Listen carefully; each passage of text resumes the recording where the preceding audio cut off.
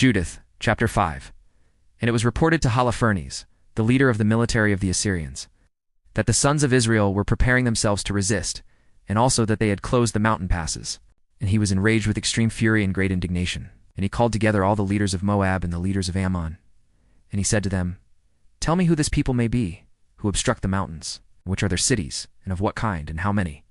And then, what may be their power, and what may be their number, and who is king over their military? And why have these, more than all who dwell in the east, shown contempt for us, and have not gone out to meet us, so that they might receive us with peace?" Then Achior, commander of all the sons of Ammon, responding, said, "If you would deign to listen, my lord, I will tell the truth in your sight about this people, who dwell in the mountains, and not a false word will go forth from my mouth. This people is from the progeny of the Chaldeans. These dwelt at first in Mesopotamia, because they were not willing to follow the gods of their fathers, who were in the land of the Chaldeans.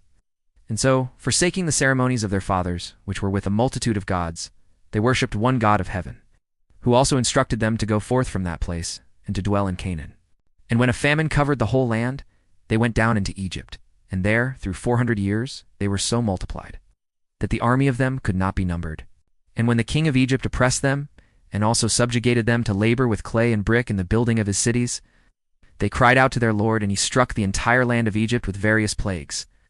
And when the Egyptians had cast them away from them, and the plague had ceased from them, and they were willing to seize them again and recall them to their servitude, the God of heaven opened the sea to these as they fled, so that the waters were made to stand firm like a wall on either side.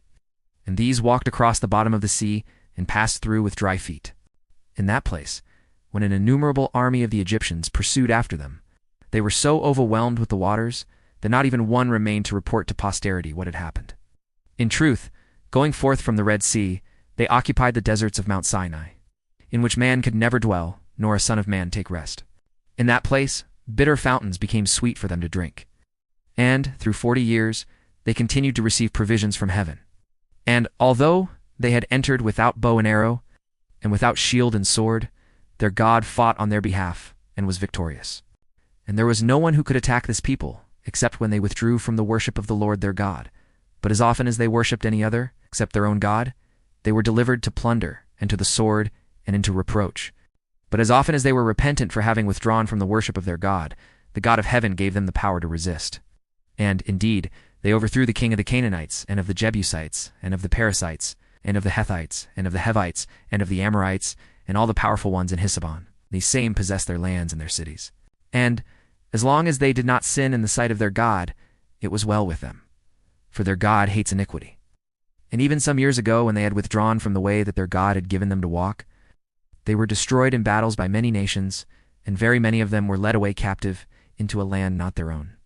But, more recently, returning to the Lord their God, from the dispersion in which they had been scattered, they have united and have ascended into all these mountains, and they again possess Jerusalem, where their holy things are. Therefore now, my Lord, inquire if there may be any iniquity of theirs in the sight of their God. If so, let us ascend to them, because their God will surely deliver them to you, and they will be subjugated under the yoke of your power. But if, in truth, there may be no offense of this people before their God, we will not be able to resist them, because their God will defend them, and we will become a disgrace to the whole earth." And it happened, when Achior had ceased to speak these words, all the great men of Holofernes were angry, and they intended to execute him, saying to each other, "Who is this that says the sons of Israel are able to resist King Nebuchadnezzar and his armies, unarmed men, and without strength, and without skill in the art of fighting? Therefore, so that Achior may know that he has failed us, let us ascend to the mountains. And when the most powerful among them have been taken, then with them he will be impaled with the sword. So may every people know that Nebuchadnezzar is God of the earth, and there is no other except him.